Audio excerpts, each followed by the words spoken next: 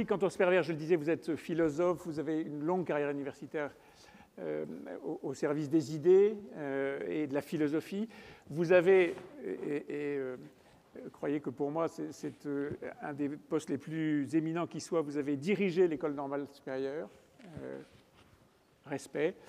Vous êtes une spécialiste de la philosophie de l'éthique.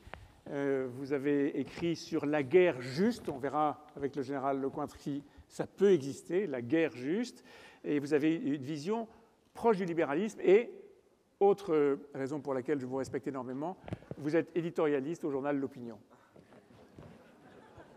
Non, bravo. Bravo.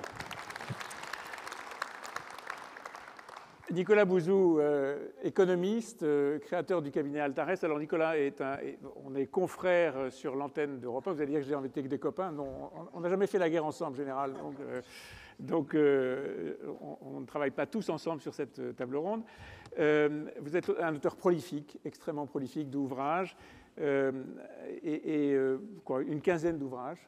Le dernier est Homo Sanitas, évidemment, sur les questions que pose la crise sanitaire dans l'économie. Vous nous parlerez tout à l'heure de ce que la crise sanitaire et la sortie progressive du Covid peut avoir changé et peut avoir modifié dans notre vision des risques. Et puis, Général Lecointre, vous avez une carrière extrêmement brillante dans l'armée, puisque vous avez été chef d'état-major des armées, c'est-à-dire le patron des armées françaises, jusqu'à il y a 6 mois. Vous avez été nommé par l'ancien président de la République et vous avez servi l'actuel. Auparavant, vous aviez été chef de cabinet militaire du Premier ministre. Et puis, vous avez, je le dis, été vraiment un militaire d'active. Et dans vos faits d'armes, vous avez participé à l'opération Turquoise au Rwanda, dont on a beaucoup reparlé récemment. Et plus brillant encore, vous avez été un des militaires qui s'est battu à Sarajevo. Et vous êtes, c'est Jacques Chirac qui le dit, vous êtes le dernier militaire à avoir monté un assaut à la baïonnette, puisque vous avez repris le pont de Verbania en Serbie, en Bosnie, pardon, et vous avez monté un assaut dans cette guerre atroce qu'on a assez peu commentée au fond dans l'actualité, et probablement on devrait tous, journalistes, se dire que ce qui s'était passé là-bas valait beaucoup plus que ce qu'on en a dit. Général François Lecointre, on va commencer avec vous. Vous connaissez ce théâtre du monde et des risques militaires et terroristes mieux que personne, si j'ose dire. Est-ce que déjà vous pouvez nous dresser une petite carte de l'évaluation des tensions aujourd'hui dans le monde? Oui, merci beaucoup, monsieur, de me donner la parole. D'abord, je voudrais rectifier, je n'ai pas été nommé par l'ancien président de la République et confirmé par le nouveau. J'ai été nommé par le nouveau président de la République après le départ du général de Villiers. Après Pierre de Villiers, excusez-moi, bien sûr. Qui a été un des invités de l'AMRAE. Absolument, il y a 2 ans. Voilà. Non, l'année dernière, c'était l'année dernière, en plein confinement, on était en studio, en effet. Écoutez, si on doit essayer de caractériser la phase dans laquelle on est en train de rentrer en matière de géopolitique, on est en train de rentrer depuis une vingtaine d'années, ou une quinzaine d'années au moins. Je pense d'abord qu'il faut qu'on définisse les facteurs de conflictualité et de tension. Ils ont été parfaitement évoqués pour 2 d'entre eux par Yann Arthus-Bertrand. J'y reviens quand même. C'est évidemment le sujet environnemental avec ce qui va provoquer comme crise, en particulier dans les régions les plus pauvres du monde aujourd'hui, et en particulier, c'est un peu une obsession pour moi, en Afrique, qui est un continent qui peut à la fois être notre avenir ou être notre perte, et qui en tout cas est exactement à nos frontières, à nos limaces, et dont le destin est directement lié au destin de l'Europe. S'ajoute évidemment à cette crise environnementale dont on voit déjà aujourd'hui les effets et qui crée des tensions, des déplacements de population, des tensions sur les ressources de plus en plus fortes dans des civilisations et des sociétés qui sont essentiellement agricoles ou pastorales. S'ajoute l'explosion démographique qui là aussi concerne d'abord l'Afrique avec une difficulté, mais enfin ça a été évoqué par Yann Arthus-Bertrand, mais qui contribue encore plus à fragiliser les États qui peu ou prou, en tout cas pour toute la région sahélienne dans laquelle nous intervenons, probablement dans une bonne partie des pays du nord du golfe de Guinée, probablement dans toute l'Afrique centrale, sont en train de devenir des États faillis, qui ne sont évidemment pas des États de droit, qui ne sont pas des démocraties et qui n'ont ni administration ni capacité à rendre des services à leur population. Donc ces grandes tendances à la fois environnementales et démographiques, elles créent un terreau d'instabilité à nos portes qui est extrêmement inquiétant, j'y reviendrai. J'ajoute un autre facteur de conflictualité qui me paraît très important, c'est la fin d'une sorte d'impérium moral, sociétal, accepté par l'ensemble du monde de l'Occident.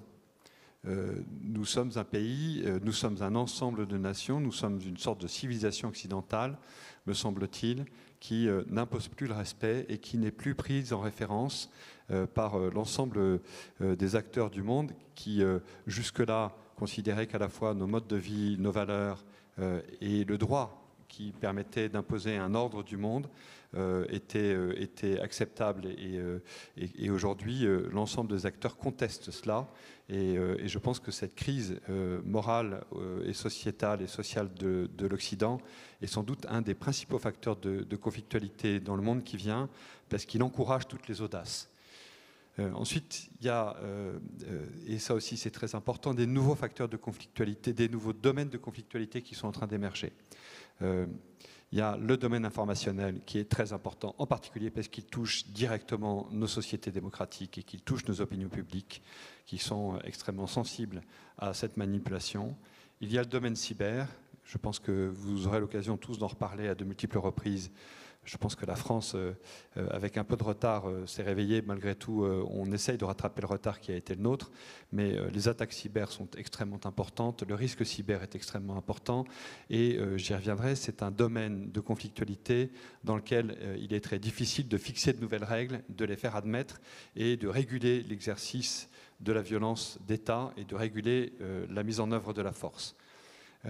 Ensuite, il y a le domaine spatial de l'espace exo-atmosphérique, qui est un domaine dans lequel l'activité humaine est en train d'exploser depuis 10 ans, avec le réveil de puissances qu'on avait cru définitivement disparues, en particulier la Russie, qui prend une place absolument considérable dans cet espace exo-atmosphérique, et où là aussi est en train de se développer une forme de confrontation, contestation de l'ordre général, qui est extrêmement inquiétante, en particulier parce que dans l'espace se déroulent des activités, se déploient des capacités dont nous avons absolument besoin pour nos activités terrestres. Et évidemment, tout ce qui concerne la communication, pour l'essentiel, passe et va de plus en plus passer par l'espace.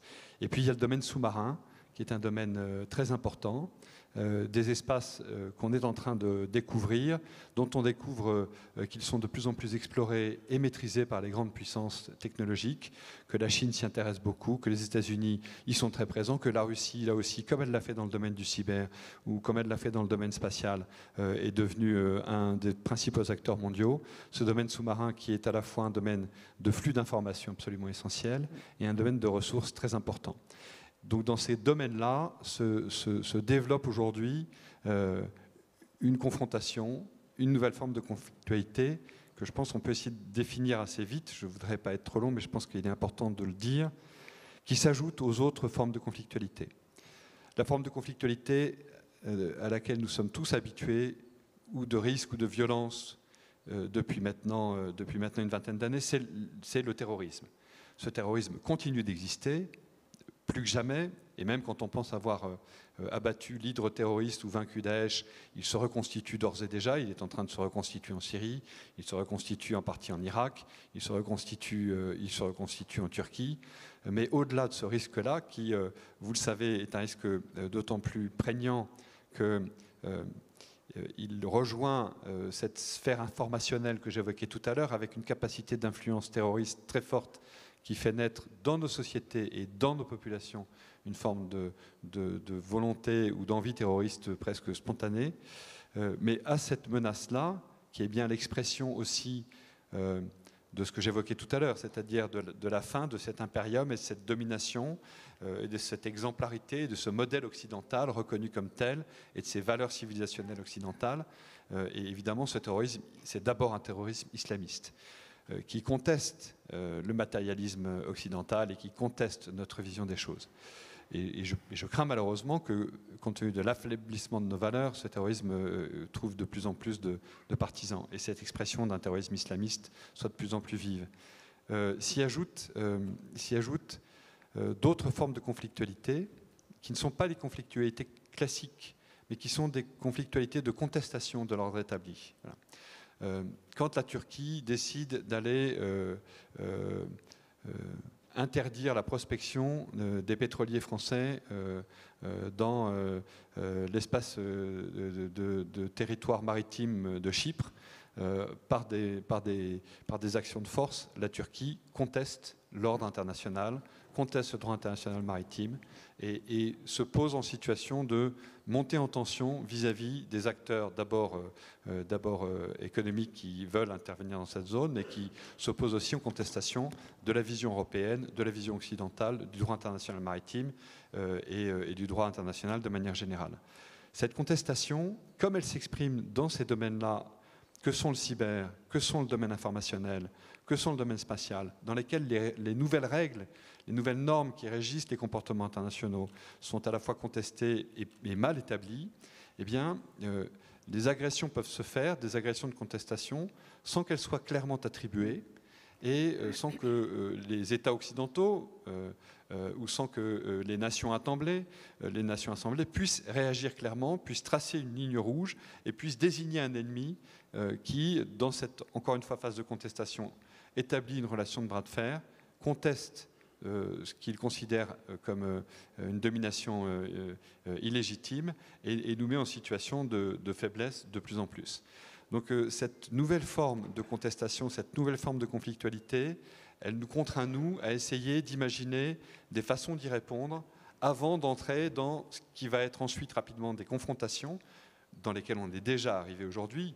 Quand on regarde ce qui se passe et le comportement de l'Iran aujourd'hui dans le détroit d'Ormuz, on est tout à fait dans des options de confrontation, et avant d'arriver ensuite à ce qui pourrait être de nouvelles guerres.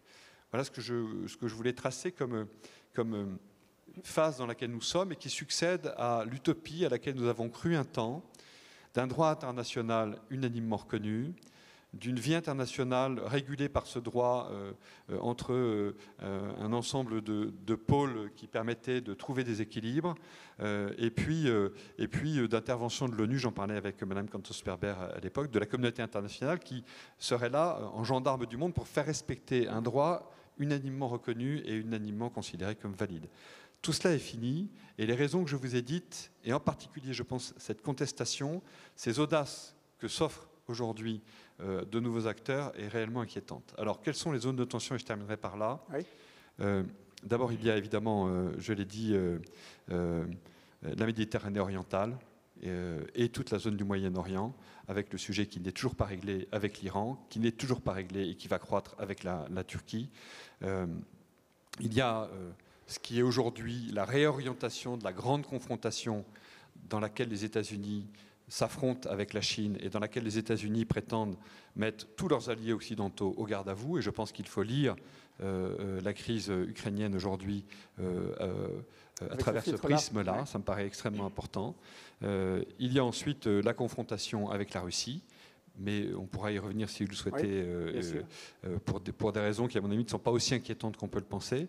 Et puis, il y a évidemment l'Afrique qui est en train de s'effondrer sur elle-même et qui pose le problème central pour nos démocraties occidentales de la manière dont on peut, de façon globale, aborder ce sujet-là, le gérer, étant entendu qu'il n'y a aucune solution militaire pour le règlement de ce problème.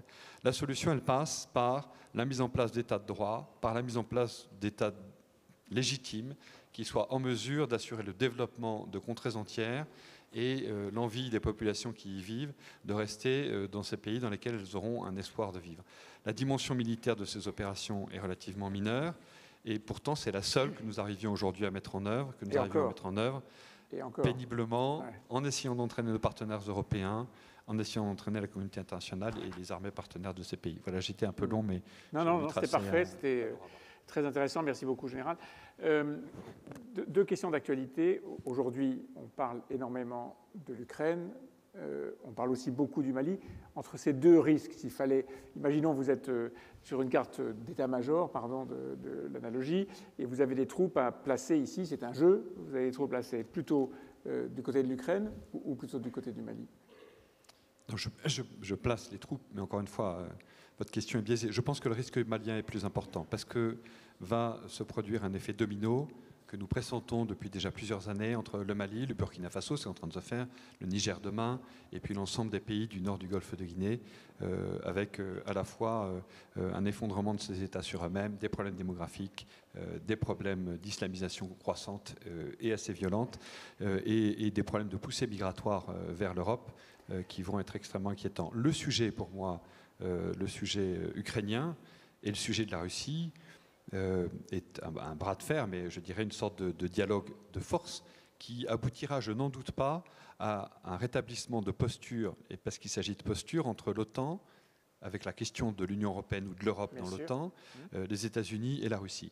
Mais je pense qu'aujourd'hui, je ne vois pas, et peut-être que je me trompe, mais je ne vois pas de risque qu'il y ait demain une déflagration en Ukraine. J'observe d'ailleurs que ce que nous nous apprêtons à faire ou ce que nous avons déclaré, c'est que nous étions prêts à envoyer l'équivalent d'un bataillon en Roumanie, alors qu'on nous parle d'une menace de 100 000 soldats russes. 1000 hommes, c'est ça. Oui, 1000 hommes, en étant généreux.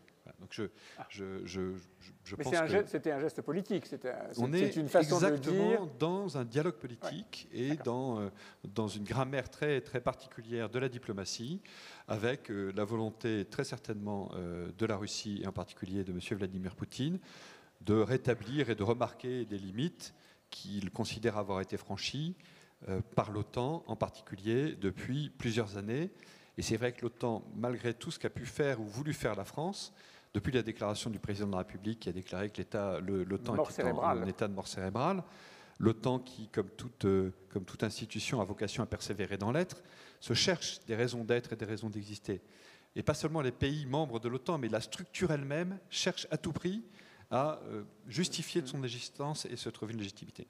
Ce qui conduit, je pense très sincèrement, à des attitudes qui ne sont pas conformes avec l'esprit des traités que nous avons passés avec la Russie après la fin de la guerre froide. Donc je ne vous pose pas d'autres questions sur le Mali, parce que j'ai compris que vous disiez que le recours à la force n'était pas l'affaire principale, mais était nécessaire, et donc j'imagine que vous ne suggérez pas que la France retire ses troupes du Mali. Surtout pas, mais encore une fois, 5000 hommes qui étaient répartis entre le Mali, le Niger, le Tchad, parce que c'était ça la réalité, et le Burkina Faso, c'est en réalité dérisoire. Ce que peut faire la France, ce qu'elle essaye de morts, faire. vous voyez bien, le sujet, il est en partie là. C'est 58 morts, c'est un ambassadeur expulsé à coups de pied dans les fesses, c'est tout ça. C'est le drame humain, l'impossibilité d'une victoire militaire et une défaite politique. Oui, vous avez parfaitement raison. Le conseil que je donnais quand j'étais en fonction, c'était, par pitié, les enjeux de long terme ou de moyen terme sont tellement essentiels dans cette région du monde, parce qu'ils sont à nos limes, parce qu'ils ont des communautés présentes en France extrêmement importantes, parce qu'ils sont en voie d'islamisation, parce que l'effet domino va jouer inéluctablement, même s'il y a des vexations, même s'il y a des frustrations de nature politique, ne jetons pas le bébé avec l'eau du bain. Merci beaucoup, Général François Lecointre. Monique Cortos-Perber, vous êtes une philosophe de l'éthique, de la morale, et plutôt positive dans votre approche. Comment est-ce que vous regardez la société française aujourd'hui? On a compris que l'Occident n'avait plus l'impérium qu'il avait aux yeux du reste du monde. La société française, elle est dans quel état aujourd'hui? Eh bien, l'avantage des crises, si l'on peut dire, c'est d'être des révélateurs des atouts et des faiblesses d'une société. Et après, au terme de presque 2 ans de crise Covid, en effet, nous disposons de ce qui a été un extraordinaire dispositif révélateur. Alors, du côté des atouts, et qui accrédite l'idée d'un nouvel élan possible, il y a tout de même des choses extraordinaires. La première d'entre elles, c'est l'extraordinaire mobilisation des chercheurs, du politique, de l'industrie, de toutes les sociétés académiques pour réaliser ce qui était considéré comme impossible, qui était considéré comme encore impossible à la fin de l'année 2019, c'est-à-dire mettre au point un vaccin en même pas une année. Ça a été tout à fait étonnant, d'où la caractéristique de la période que nous vivons. évidemment, nous avons eu d'autres épidémies il y a un siècle, à la fin de la Première Guerre mondiale, il y a un peu plus d'un siècle, mais la singularité de cette épidémie mondiale a été en quelque sorte noyée dans la violence de la fin de la Première Guerre mondiale et dans les tourments qui devaient suivre cette guerre. De plus, elle a été marquée par une dissimulation systématique des informations. Ce n'est pas du tout ce qui s'est passé pour la grippe espagnole. Pour la grippe espagnole, en effet, ce n'est pas du tout ce qui s'est passé avec la crise Covid, puisque nous étions véritablement au courant, à part des ratés en Chine au début où l'épidémie est apparue.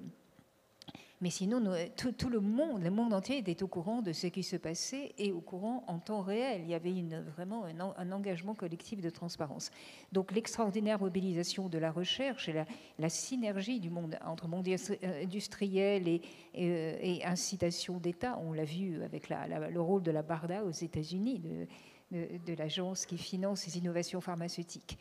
Il y a eu aussi une extraordinaire innovation sociale et culturelle. Le click and collect, le Zoom, la suppression des voyages d'affaires. Pour un temps, on s'est rendu compte qu'on pouvait vivre autrement que nous vivions avant. Donc ça, c'est une extraordinaire inventivité collective.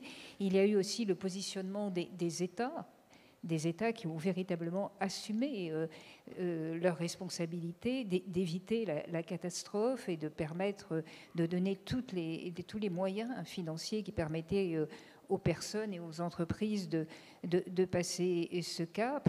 Et il y a eu aussi, je ne vais pas évidemment faire la liste de tous les aspects positifs, l'extraordinaire mobilisation européenne. Après, là encore, un moment d'indécision pour la distribution des vaccins, l'Europe s'est véritablement mobilisée pour réussir un certain nombre de choses, y compris ce qu'on a appelé cette révolution copernicienne, c'est-à-dire une autre façon d'envisager l'aide aux États ou la contribution d'Europe au développement économique et à la capacité de se réformer des États européens. Mais à côté de cela, il y a eu aussi la découverte, ou plutôt la prise de conscience de situations extrêmement dommageables pour un avenir collectif. Le premier élément d'enseignement de cette crise, c'est la révélation des inégalités, le fait d'être immobilisé, d'être, pour reprendre une expression favorite du président de la République, assigné à résidence de façon forcée, a permis de voir dans toute leur cruauté, leur crudité et cruauté, la différence très grande des conditions de vie, des conditions d'existence les plus matérielles des personnes. La crise a également mis en avant la situation difficile de la jeunesse. Alors on a parlé de génération sacrifiée. Il est vrai que c'est une génération, ceux qui ont entre 18 et 25 ans, qui est marquée par le mouvement, les perspectives d'avenir, une extrême mobilité. Cette génération a été immobilisée. Et c'est une chose dont on subira les conséquences pendant assez longtemps. Il y a aussi évidemment les conséquences économiques, les risques d'inflation, la dette. Enfin, Nicolas Bouzou parlera de tout cela, je pense, de manière extrêmement approfondie. Et puis, également, et c'est le point sur lequel je voudrais insister, puisque la question du risque a été maintes fois évoquée depuis le début de cette réunion, une conception différente du risque. Ce n'est pas la première fois que les concepts ou les idées qui permettent de définir ce qu'est le risque collectif reviennent sur la table. Ça a été le cas au début du XXe siècle, lorsque s'est posée de manière massive la question de la vaccination. Je rappelle que ce sont les libéraux républicains qui ont pris l'initiative de la première loi qui, au début du XXe siècle, rendait la vaccination obligatoire. Et la question de la vaccination est très intéressante parce qu'elle permet d'articuler la responsabilité individuelle avec la responsabilité collective, alors qu'en général, les libéraux sont plutôt attachés à une définition extrêmement forte de la responsabilité individuelle. Il y a eu aussi la façon dont les sociétés, les collectivités pouvaient assumer le risque des grandes déflagrations mondiales. Ça a été le cas évidemment à la suite de la Première Guerre mondiale, de la Seconde Guerre mondiale, ou des grandes crises économiques qui ont secoué le monde.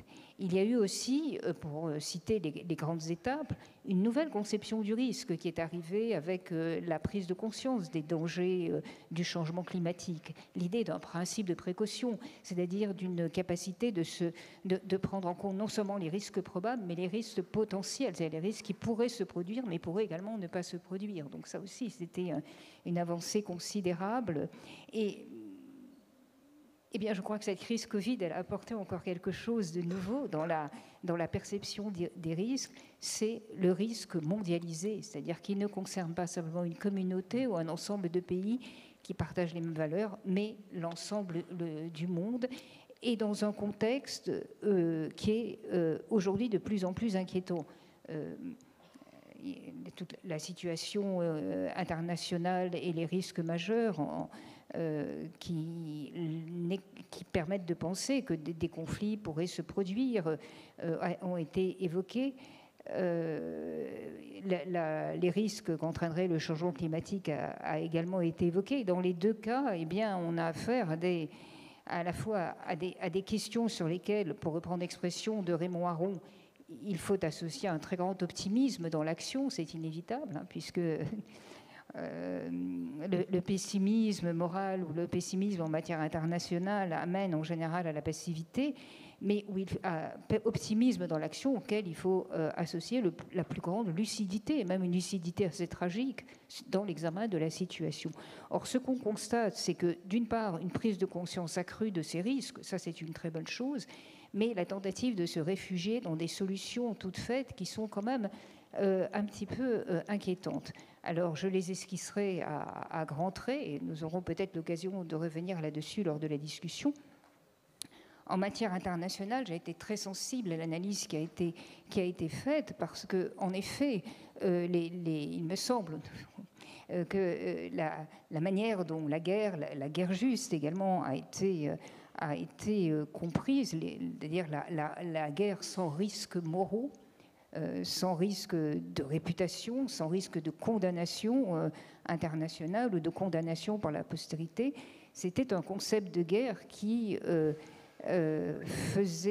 qui assumait ou qui présumait de deux certitudes qui sont aujourd'hui tout de même extrêmement mises en cause. D'abord, qu'il est possible de faire la différence nette entre la guerre et la paix. Or, c'est précisément une des questions que l'on n'arrive pas à résoudre. Intervenir et rétablir la paix, et ensuite, qui va garantir que la paix sera durable? C'est une chose qui a totalement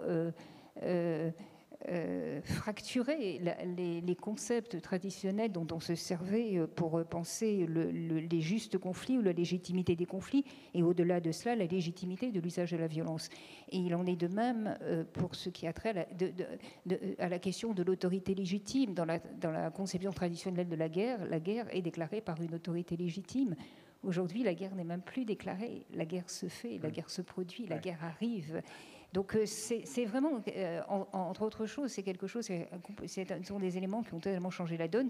Et de même pour l'environnement, je suis quand même, autant j'étais très, très sensible à tout ce qui a été dit, nous devons nous mobiliser pour affronter ce problème. Mais l'idée qui est souvent agitée d'un État, d'une sorte de juridiction mondiale qui prendrait des décisions à l'échelle du monde et qui ne se pose pas la question de la faisabilité de ces décisions et la manière dont elles vont être assumées par les personnes, me paraît d'une très grande naïveté, comme me paraît d'une très grande naïveté cette sorte de moralisme écologique qui au lieu de s'occuper de régler les comportements, eh bien, s'occupe de rectifier les consciences. Et en tant que libéral, évidemment, c'est une chose à laquelle je ne peux pas souscrire. Les personnes souhaitent vivre de la manière dont elles souhaitent, sauf si cela porte tort à un pacte collectif. Alors, je viens juste un point de conclusion maintenant.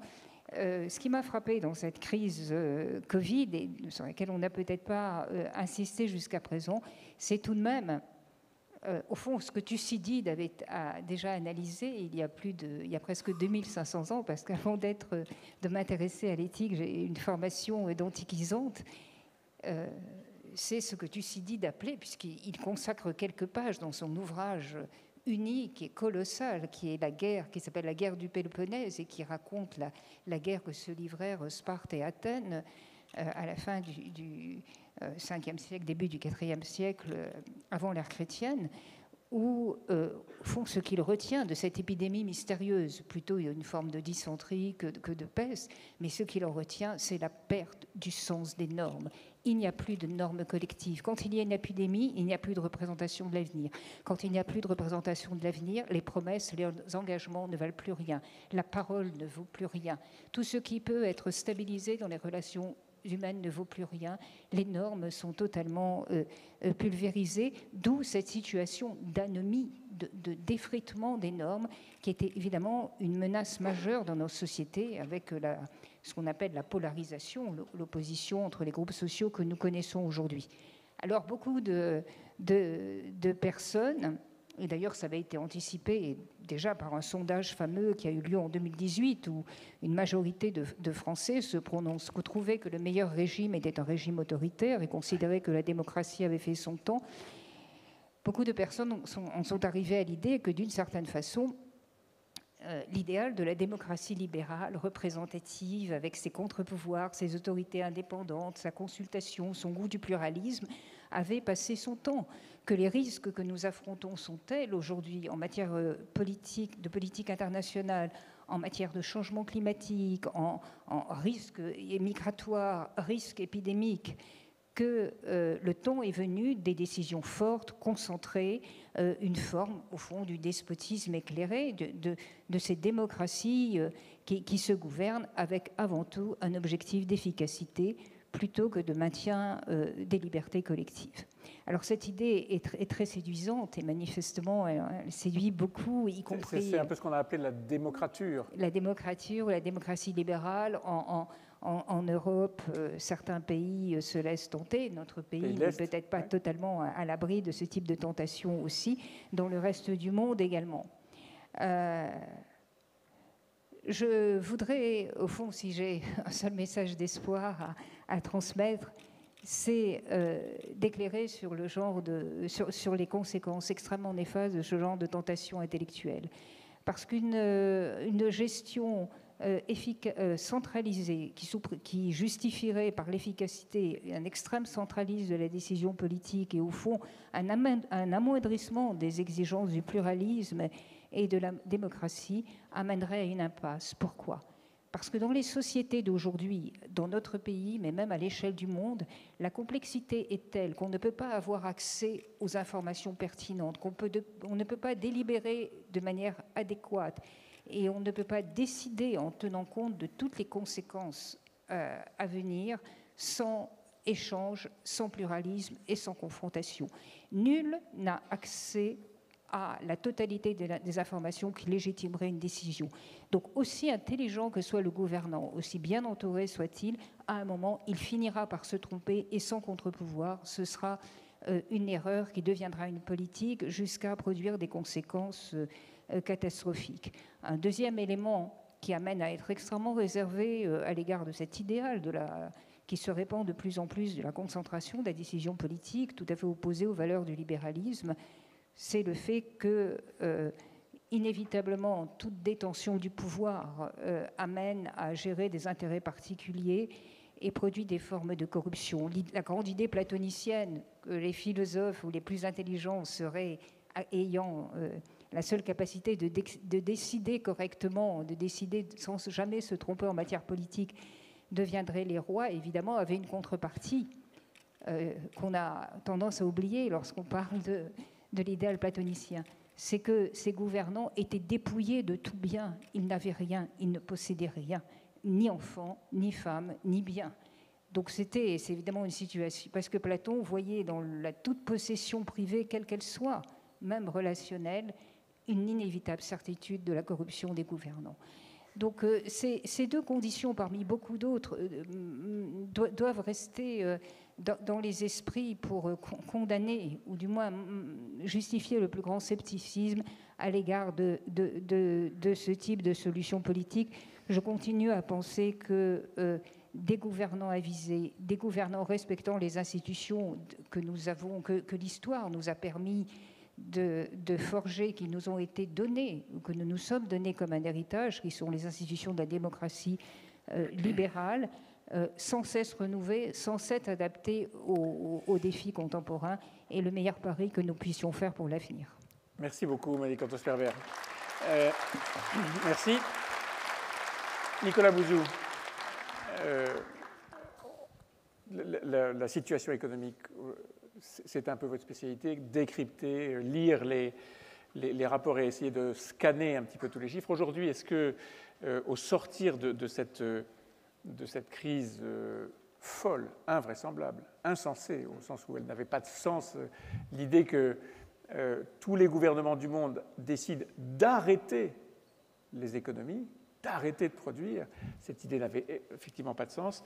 Est-ce qu'aujourd'hui, le risque économique ou la perception du risque économique est supérieure à ce qu'elle était avant le déclenchement de cette crise? Je pense en tout cas que les risques sont un petit peu différents. Déjà, je suis très heureux de vous entendre dire que, ou sous-entendre en tout cas que cette crise était extrêmement grave, parce que je pense que c'est quelque chose qu'on perd de vue, et quand les historiens regarderont dans 2 ou 3 siècles avec un peu de recul ce qui s'est passé, je pense qu'ils considéreront que cette crise a été au niveau mondial, je ne parle pas de la France, mais au niveau mondial, extrêmement bien gérée, avec beaucoup d'efficacité et beaucoup d'éthique aussi. Mais je pense qu'ils considéreront que cette crise était extrêmement grave et qu'on n'a pas fini au fond d'en découvrir les conséquences. Je m'intéresse par exemple beaucoup à la démographie et jour après jour on a des études qui montrent que le nombre de morts, tout simplement pour prendre l'indicateur vraiment le plus fruste, mais le nombre de morts liés à cette pandémie est beaucoup plus important pour un pays comme l'Inde par exemple, c'est sans doute 3 fois plus important que ce qui ressort des données officielles. Donc ça je pense qu'on n'aura pas fini de le voir. Alors évidemment un choc de cette ampleur qui a beaucoup de similitudes d'ailleurs avec les guerres. Le président de la République avait été pas mal critiqué quand il avait évoqué le mot guerre. Je l'avais trouvé, moi au contraire, assez astucieux parce qu'en réalité, quand on regarde les évolutions des sociétés sur très longue période, vous avez eu la grande gentillesse de citer mon dernier ouvrage, on voit que les 2 éléments qui déstabilisent vraiment en profondeur et durablement une société, c'est les guerres et les épidémies. Les catastrophes naturelles, par exemple, beaucoup moins. Une catastrophe naturelle, c'est un choc qui peut être extrêmement traumatisant, mais ça n'a pas les effets en chaîne et les effets systémiques que peuvent avoir une guerre ou une épidémie. Et donc, bien évidemment, pour en venir à votre question, ce type de choc systémique, avec des ondes de choc au long cours, ça laisse des traces du point de vue économique. Et moi, je vois aujourd'hui 3 types de risques un peu nouveaux. En tout cas, 2 types de risques un peu nouveaux et un 3e qui a été consolidé, pour ainsi dire, avec cette crise. Alors le premier risque, c'est un risque extrêmement concret, qui est un risque de court terme, qui là vraiment est lié directement à la crise, c'est le risque chinois. La Chine, pour reprendre l'expression consacrée, est depuis 2 à 3 décennies l'atelier du monde. Et cet atelier du monde, en réalité, n'a pas complètement redémarré. Et je ne sais pas quand est-ce qu'il va redémarrer. Quand vous dites risque chinois, on parle d'économie, là. On parle d'économie. On parle des conséquences économiques des problèmes sanitaires. Ce que je veux dire par là, c'est qu'aujourd'hui, en Chine, vous avez, je schématise, mais 1,3 milliard de personnes qui sont non immunisées. Parce que les vaccins chinois ne marchent pas bien. Et le gouvernement chinois continue de mener une stratégie zéro Covid. Ça veut dire qu'au fond, la Chine est un peu dans notre situation il y a 2 ans, schématiquement, avec des confinements, des restrictions, etc. Et ça a des conséquences économiques extrêmement concrètes. Alors, pour être encore plus concret, qu'est-ce que ça veut dire en termes de risque? Ça veut dire que je n'exclus pas que ces 6 à 12 prochains mois, on ait des pénuries de choses qu'on n'imagine même pas. Je me rappelle, et vraiment je l'écrirai dans mes mémoires quand je les écrirai dans 50 ou 60 ans, mais que la première réunion des économistes autour Gamin, du... Oui, mais non, c'est parce que je suis très optimiste sur mon espérance de vie, c'est pas ça. La première réunion des économistes autour du ministre de l'économie, donc c'était très tôt en fait, c'est en février 2020, on a eu un exposé sur le fait qu'en Europe, nous étions incapables de produire des pédales de frein. Voilà. Il n'y avait pas de pédales de frein en Europe et qu'on était très embêtés avec ça, et que si les très peu nombreuses usines chinoises de pédales de frein fermaient, nous ne pouvions plus produire de voitures. Alors, les puristes savent que sur les voitures électriques, ce n'est pas exactement des freins, mais enfin bon, comme le stock de voitures électriques, ça doit représenter 2 ou 3% du parc en France, ça immobilisait quand même 98% du parc automobile, potentiellement. Donc, si vous voulez, ce sujet chinois, avec en plus une vraie difficulté que vous connaissez bien, vous, dans la presse, qui est celle d'investiguer correctement sur ce qui se passe en Chine, voilà, ça je pense que c'est vraiment quelque chose de nouveau et qui va nous occuper longtemps, puisque je rappelle que la Chine est aujourd'hui, si on mesure correctement, la première économie mondiale ex aequo avec les États-Unis. Voilà, ce sont 2 économies qui sont à peu près de taille équivalente. Ça, c'est le premier risque que je vois. Le deuxième risque que je vois, c'est le risque social. le risque social qui est lié à la collision de deux éléments. Le premier élément, ce sont les frustrations qui ont été accumulées pendant la crise et qui sont bien normales. On a beaucoup parlé des premières lignes, on a beaucoup parlé des deuxièmes lignes, on a beaucoup dit à fort juste titre que ces gens-là avaient fait tenir le pays, qu'ils travaillaient à leur poste de travail pendant que nous faisions du télétravail, qu'ils gagnaient le SMIC et que ce n'était pas suffisant pour vivre dignement. Et tout ça était vrai quand on l'a dit et ça reste vrai aujourd'hui. Sauf que les crises sociales, et là vraiment l'histoire économique est assez nette là-dessus, ne se produisent pas dans les périodes de crise, mais elles se produisent dans les périodes de reprise. Elles se produisent dans les périodes de reprise parce que c'est dans les périodes de reprise qu'il peut y avoir un combat pour la valeur. Quand vous affichez des taux de croissance importants, ce qui est le cas aujourd'hui, la France a une très bonne activité économique, on pense en plus que ça continue, c'est-à-dire qu'on pense que ce début d'année en fait est plutôt bon du point de vue économique. D'ailleurs vous voyez que les entreprises vont bien. Il y aurait beaucoup à dire sur les annonces, sur les profits du CAC 40, etc. Mais grosso modo, quand même, tout ceci traduit une situation économique qui est bonne, mais il est tout à fait logique qu'il y ait des revendications qui sont des revendications sociales. Ça a commencé cet été aux États-Unis. Les États-Unis ont été pris d'une épidémie de grève qu'ils n'avaient jamais connue. Et ce que les travailleurs américains demandaient, c'était extrêmement simple, c'était tout simplement des salaires plus élevé. Donc ça, on va l'avoir, sachant que le deuxième élément donc, qui vient rentrer en collision avec celui-ci, et qui lui aussi est lié à la crise, c'est l'inflation, qui génère des pertes de pouvoir d'achat. Alors moi, je fais plutôt partie de ceux, très minoritaires, qui pensent que nous sommes entrés dans un nouveau régime, en raison de la crise, qui est un régime durablement inflationniste. Pour des raisons que je n'ai pas le temps de développer ici, mais qui sont liées à la politique budgétaire et à la politique monétaire que l'on a menée pendant la crise et qu'on a eu parfaitement raison de mener. On n'avait pas d'autre choix. C'était la politique la meilleure possible ou la moins mauvaise possible. On a eu tout à fait raison de faire ça. Mais on a mis en place les conditions d'une inflation qui peut être durable. Et donc, je ne crois pas que, même si les prix, si le cours du baril Brent diminue un peu, je ne pense pas que ce soit de nature à faire reculer l'inflation. Donc, des revendications sociales liées aux frustrations qui sont nées pendant la crise, plus de l'inflation, évidemment, là, c'est un cocktail qui, forcément, est un cocktail, me semble-t-il, qui est un peu explosif. J'ajoute à cela le fait qu'on n'a pas vraiment de débat présidentiel, ce qui, à mon avis, accroît le risque social. Puisque la France est un pays un peu éruptif, l'histoire de l'économie et l'histoire sociale de la France, c'est l'histoire d'un moteur à explosion, c'est-à-dire qu'il y a des moments où ça va très bien, et puis il y a des moments où ça explose. On a connu ça encore ces dernières années. Voilà, ça fait... Après tout, d'ailleurs, il vaut mieux que ça explose parfois, hein, parce qu'au moins, on ne refoule pas les problèmes. Hein, c'est dans la rue, on se bat un peu, bon, voilà, c'est notre façon de faire les choses. Mais ce qui m'inquiète un peu, c'est qu'en France, y compris quand on essaie de faire des réformes qui ont été bien préparées à l'avance, on a beaucoup de mal à les faire. Faire la réforme des retraites, hein, le président l'avait annoncé, elle avait été préparée par un haut commissaire aux retraites. Mal. Et voilà, mal enfin, bon. Tout, mais bon, on n'a pas été capable de la faire du tout. Bah oui. Du tout. Oui, mais là, on ne prépare rien en ce moment. On ne prépare rien et on ne débat pas. Alors, on débat un petit peu, il ne faut pas exagérer, mais on débat superficiellement des sujets et je crains que ça ne rende, quelles que soient les qualités du président ou de la présidente de la République, quelles que soient ses qualités. Et à titre personnel, vous ne m'avez pas posé la question, mais je pense que les deux protagonistes de ce qu'on appelle le cercle de la raison sont des gens d'immense qualité. Mais je pense qu'en dépit de leur très grande qualité, le pays sera très difficile à gouverner. Et donc, ça m'inquiète pour l'après. Et puis, le troisième risque, ce sera le dernier, qui est peut-être le plus important. Et là, il faut vraiment que vous m'écoutiez parce que... On fait que ça ? Oui, mais il faut que vous m'écoutiez mieux. Parce que ça, on n'en parle pas. Et là, je vous parle vraiment de notre avenir. Vraiment. C'est le risque de mise sous tutelle technologique. On est au cœur d'une troisième révolution industrielle, qui est celle du numérique, de l'intelligence artificielle, des biotechnologies, des robots. On utilise en France ces technologies. En tout cas, on a fait beaucoup de progrès dans l'incorporation de ces technologies, dans l'incorporation des innovations dans nos entreprises, et notamment à la faveur de la crise. D'ailleurs, le télétravail, par exemple, nous a obligés à utiliser davantage le numérique, mais le commerce s'est numérisé, le taux de robotisation a augmenté dans les industries. Donc, on utilise ces innovations. En théorie, ça doit nous permettre de faire des gains de productivité, et donc c'est bien.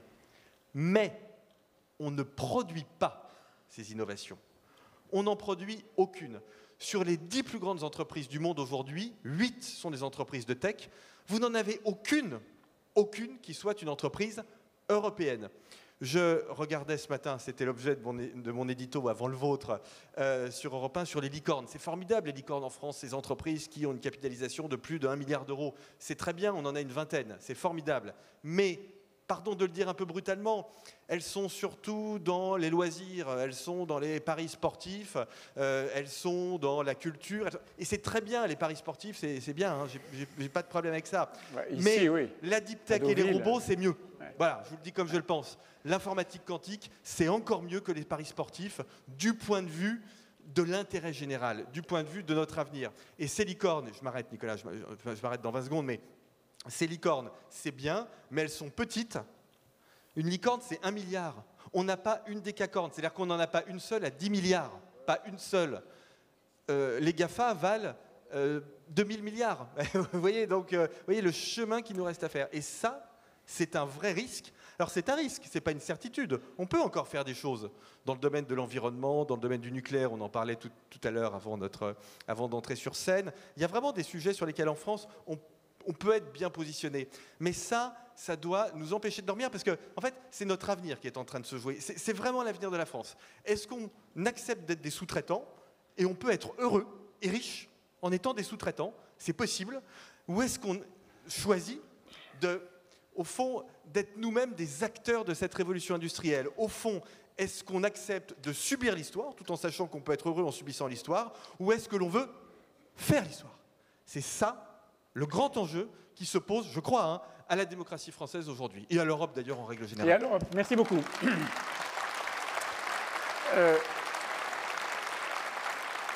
Si je vous posais la question simple, avec juste un indicateur oui, non, plus, moins, la situation est meilleure ou pire qu'avant la crise aujourd'hui? Je pense qu'elle est meilleure. Je pense qu'au fond, cette crise nous a obligés à faire preuve de lucidité. Par exemple, sur les questions de désindustrialisation. On savait. Donc meilleure sur le plan économique? Oui, je pense qu'elle est meilleure sur le plan économique. Alors je pose la question à Monique Cantos-Peyrebert sur le plan de la société de confiance. Tout ce que vous avez exprimé sur les nouvelles normes, l'affadissement ou l'affaiblissement ou même l'effondrement des normes, fait que la confiance qu'on peut avoir dans la société a changé.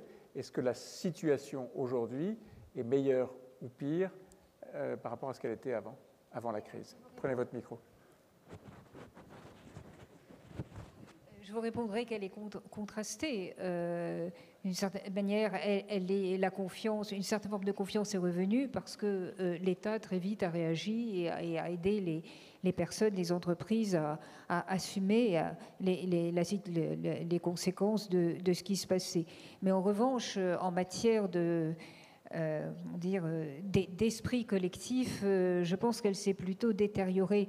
Certaines décisions politiques ont paru peut-être insuffisamment justifiées, parfois un peu erratiques. Alors il est vrai qu'on était dans le brouillard de l'incertitude la plus grande, surtout au début de la pandémie.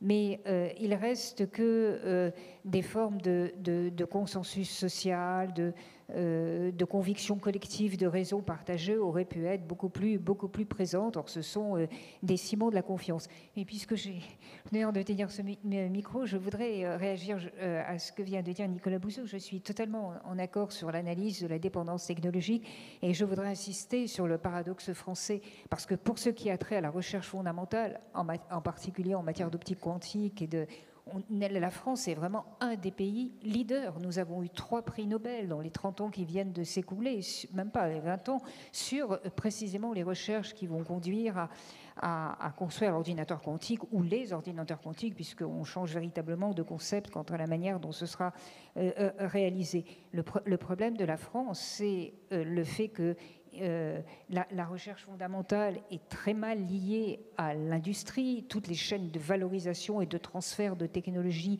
ne sont pas solides et la responsabilité en incombe à des universités qui sont beaucoup trop coupées de la société, certes, mais en incombe aussi aux entreprises qui considèrent avec méfiance la recherche universitaire et préfèrent des ingénieurs maison qui ne sont peut-être pas toujours en mesure de relever de tels défis scientifiques.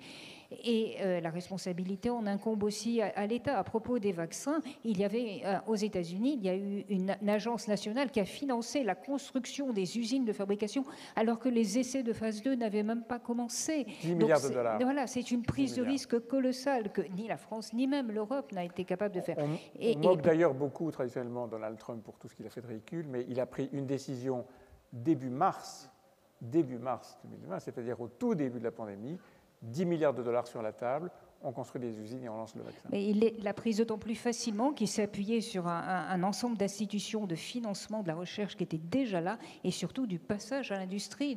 C'est très important. Et les dernières fautifs, en quelque sorte, c'est d'une certaine façon ce qu'on appelle le système français, c'est la formation des compétences. Les talents de notre pays sont extraordinaires, mais la capacité que nous avons à les transformer en compétences utiles pour la société est vraiment défaillante.